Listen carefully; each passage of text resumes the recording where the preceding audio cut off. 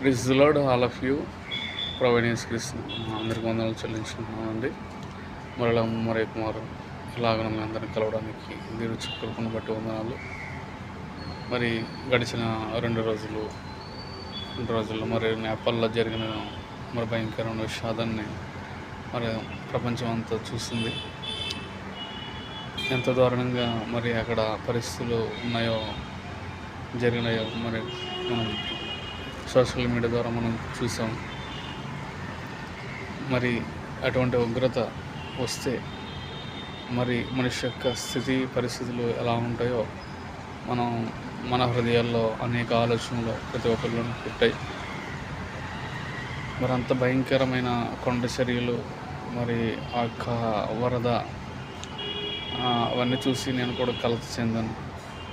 మరి గవర్నమెంట్ లెక్క ప్రకారం 300-400 చెప్తున్నారు, కానీ ఆ పరిస్థితులను చూస్తుంటే అంతకంటే మించి ఎక్కువ ఉన్నట్టుగా అక్కడ కనిపిస్తుంది.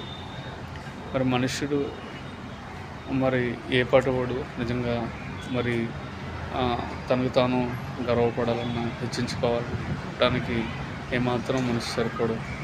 ఎందుకంటే మనిషికి ఇచ్చిన ఆయువు దేవుడిచ్చింది. ఏ మనిషి కూడా తనకు తానుకి ఇక్కడ రాలేదు. దేవుని మరి ఆజ్ఞ మేరకి మరి ప్రతి ఒక్క మనిషి మరి భూమి మీదకి రావడం జరిగిందని నేను నమ్ముతూ ఉంటాను. మరలా మనం తిరిగి వెళ్ళాలంటే దేవుని ఆజ్ఞతోటే మనం దేవుని దగ్గరికి మరలా వెళ్ళాల్సి ఉంటుంది.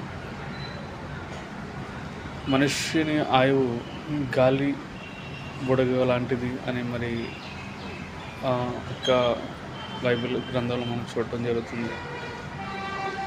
మరి ఇటువంటి పరిస్థితుల్లో నేపాల్లో జరిగినటువంటి భయంకర పరిస్థితులు చూస్తున్నప్పుడు చాలా భయం వేస్తుంది. కానీ ఒక క్షణం ఆలోచించాను, మరి పర్వతాల నుండి వచ్చిన వాటర్, కొండ చెరువులు, మంచు గడ్డలు అవన్నీ చూసి భయపడుతున్నాం. మరి వాటన్నిటిని సృష్టించిన మరి దేవుడైన యెహోవాకు మనం ఏమాత్రం భయపడుతున్నామా, లోబడుతున్నామా? ఆయన మాటలకు మరి మనం మరి విధేయత చూపిస్తున్నాము అని అనిపించింది.